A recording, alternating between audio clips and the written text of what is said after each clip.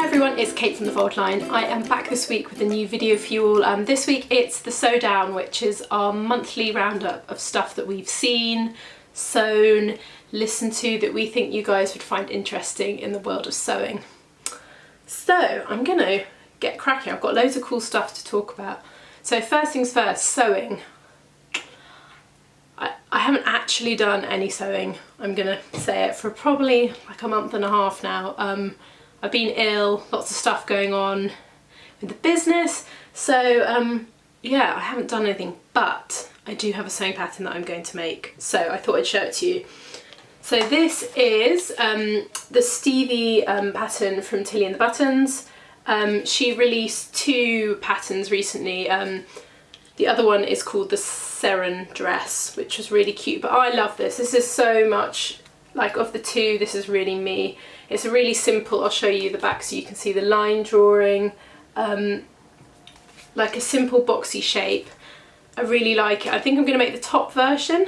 I've got an idea, so I was thinking, what do you reckon, guys? I was thinking about, because there's a little, like, you can have a seam at the back, and I was thinking about having it in plain white linen and then having the little top panel at the back as a broderie on glaze with the tie, which I thought would look quite nice. And because we've had such lovely weather, thought it'd be nice to make myself a kind of simple summer top. So that is on the next thing on my sewing table, which I haven't got to yet, but I will.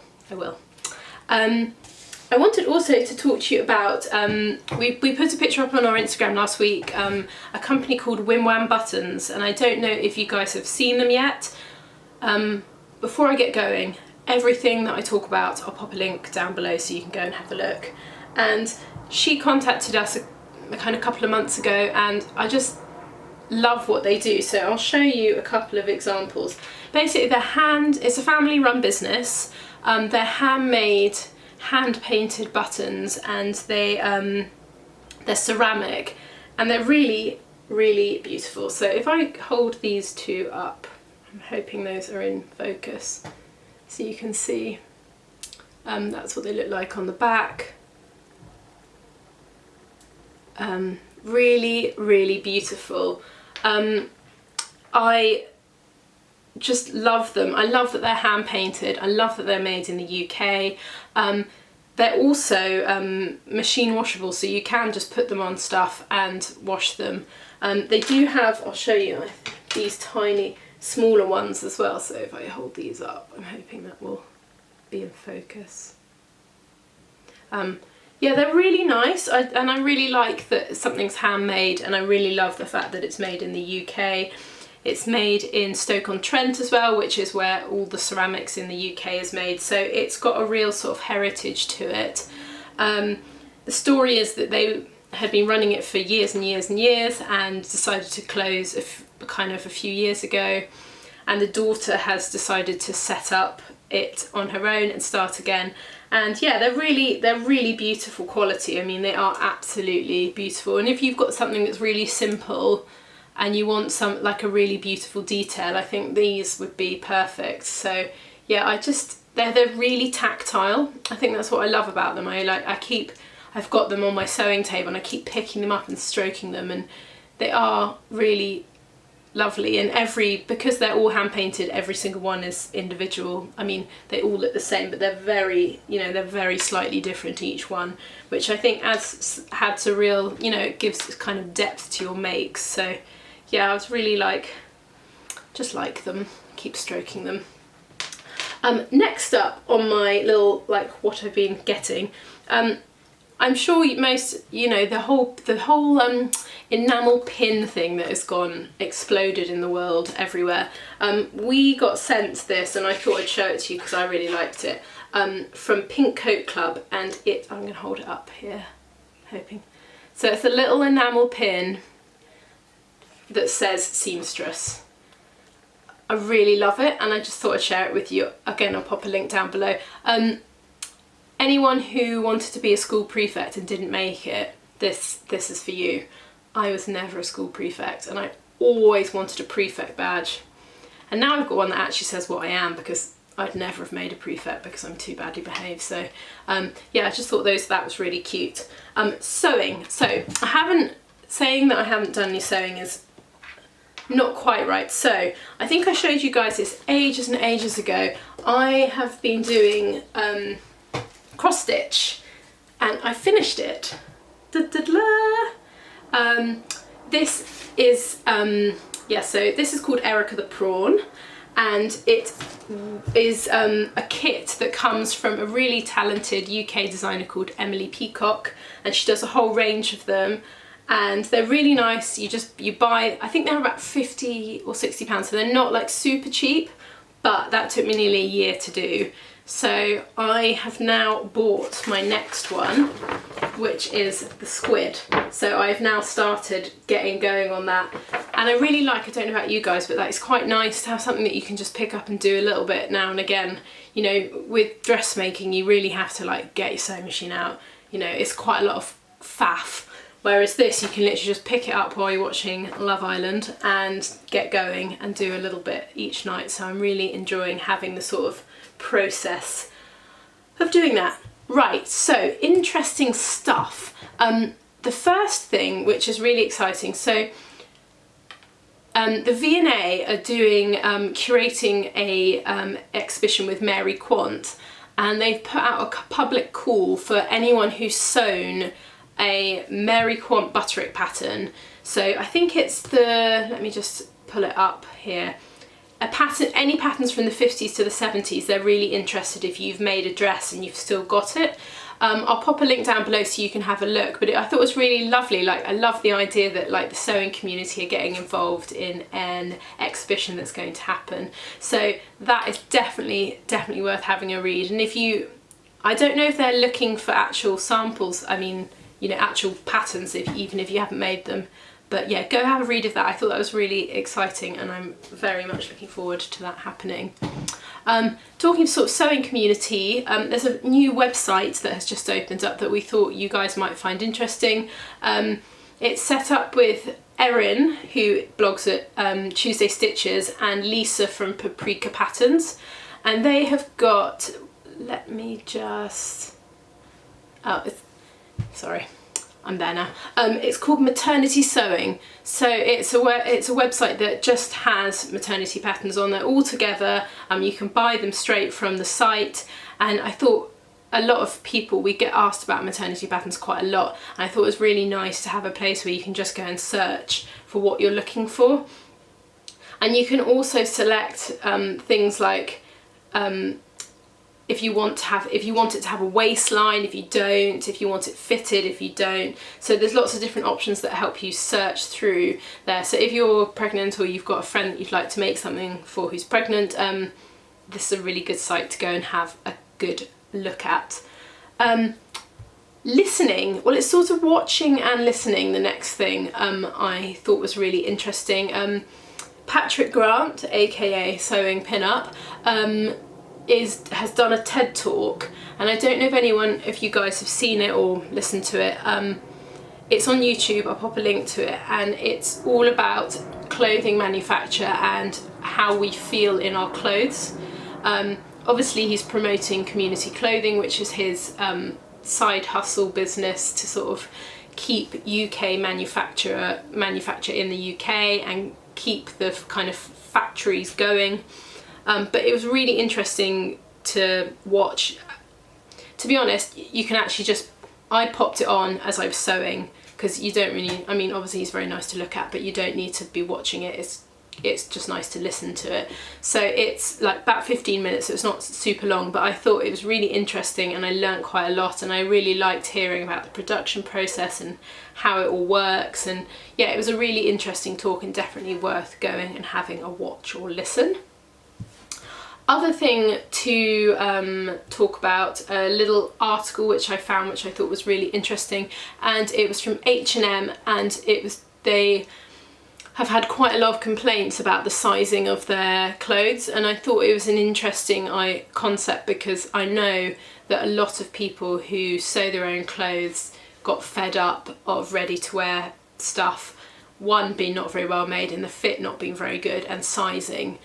And I don't know about you guys, but I have definitely gone into H&M. I am probably an average, I'm about a 12, and I've bought stuff in there at a size 16 or even sometimes 18. And I'm not super bothered about the number on the like, I'm not super bothered about that. But I know a lot of people are, and I know it was just quite interesting. There's a little video where they have a fit model who tries on jeans from lots of different companies, and to be honest, they're all different. So yeah, this all stemmed from someone complaining about the sizing, and H&M are actually going to address it. So hopefully in the future we won't be buying clothes which are, you know, 2 or 3 sizes bigger than the one we think we're going to be buying. So yeah, that was really interesting. So I'll pop a link to that down below. The other thing that was really interesting, which I went to see this month, was the Akili Exhibition. Akili, that's how you say it, someone told me. Akili Exhibition. I mentioned it in the last video saying that it was on, and I was definitely going to go and see it, and I have, and I would really recommend it. It is fantastic. She really kind of, basically, I was expecting to go in and it was all going to be like products just kind of placed nicely, but she'd made all these like enormous scale clothing to kind of have hanging, and she had lots of the clothes, a whole wall of her handbags, and yeah, it was quite a cleverly done exhibit. It's quite small, because it's at the Fashion and Textile Museum in London Bridge, so it's a small space, but the exhibition was really interesting. There's also a really fantastic video at the front where her and her husband, so they run the company together. Her husband does all the kind of business side and she does all the creative side. And my one thing that I really took away from it, which I'm now going to have as my life mantra, was that her husband was talking about life, and he said, if you want to be happy, you have to be brave. And I thought that was a really, really nice sentiment to take away, and yeah, that was my sort of takeaway from that exhibition. And that's going to be, we've all got to be brave, and then we'll be happy. So I thought that was a nice thing, because it is really true, you do have to push yourself a little bit, and in whatever capacity that is, it does make you happy when you push yourself and you achieve. And yeah, so that was really good. The last thing I'm going to talk about is something that I haven't seen yet, but I know is going to be fantastic. So it's the Alexander McQueen film, which is now out. It's all about his life, his design process. He's someone who I've been completely fascinated with ever since I was young, in my mid-20s. He's always someone who I found really interesting, and I think this will be a really interesting and fantastic film, and definitely worth watching. If you're into fashion and you're interested in clothes and construction, I think you'll find this really interesting. So last but definitely not least is something to listen to. So this leads on quite nicely from the Alexander McQueen film. Last week, I think it was, on Desert Island Discs, they had Philip Treacy, who is a world famous milliner. So obviously for me as an ex-milliner, I found it really interesting listening to him, but he talks a lot about Alexander McQueen and the process of how they all work together, and he's got the most beautiful Irish accent, which I've got Irish roots and I love hearing it. He's got that really soft southern accent, and it's just a really good one. Like, I loved his music and I loved what he spoke about, and he was talking about Alexander McQueen and Isabella Blow, and it was a really kind of heartfelt and kind of interesting it was just really interesting. I loved it. And what I thought was really sweet is he gave Kirsty, he gave her his thimble, which sounds really bizarre, but as a milliner, your thimble is literally the most important thing you have. So because when you're moulding hats, actually, hold that thought. I'm going to show you what you do. So I thought I'd just show you as we're talking about hats and millinery. So the reason that a thimble is so crucial in millinery, you use it all the time. It's the one thing that you just can't live without. So I've got a hat block here. So this is what, as a milliner, you use to form the shape of your hat. And this is a really beautiful 1940s kind of shape. And to create this shape, you get your fabric that you're going to use, either a straw or some wool, depending on what season it is. You use steam, which creates movement in the material and makes it go all nice and soft. And then you pull it over this form. So once you pull it over the form, you then need to secure it in place, and this is where your thimble comes in, which I have got here. So you'll use pins to pin into the wood, which is quite tough work, and it'll then kind of keep its form, and you wait for it to dry, and then you take it off and you've got your hat. I mean, obviously it is slightly more complicated than that, but that is very simple terms. So yeah, that's why your thimble is so important. You use it every single day, you use it every time you're sewing. And I just love the way he spoke about it, like he gets up in the morning and he puts his thimble on as part of his clothing, like it's that important to him.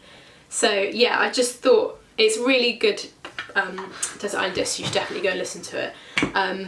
Yeah, I was wondering, I mean, I could do a podcast, not a podcast, I could do a video if you guys are interested about millinery. I don't know if it's something that's kind of you're interested in. So if you are, just let me know down below, and I could do one. I could talk all about hats and how they're made and what my journey was like in the world of millinery and what I did and that sort of thing. So if you are interested, say below and I'll do a video on that. Right, I'm going to stop rambling on, and I'm going to love you and leave you, and I will be back soon with another video. Bye!